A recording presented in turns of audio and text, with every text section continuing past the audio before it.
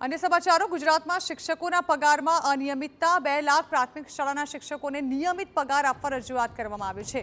અખિલ ભારતીય રાષ્ટ્રીય શૈક્ષિક મહાસંઘે આ અંગે પત્ર લખ્યો છે। 9 તારીખ થઈ ગઈ હોવા છતાં હજી સુધી પગાર નથી અપાયો।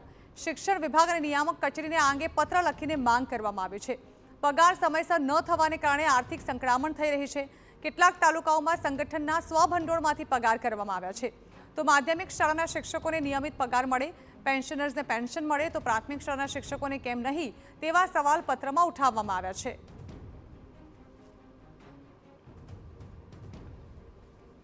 આજે 9 તારીખ થઈ છે, હજુ સુધી રાજ્ય કક્ષાએથી જિલ્લાઓને પગાર ગ્રાન્ટ ફાળવણી થઈ નથી।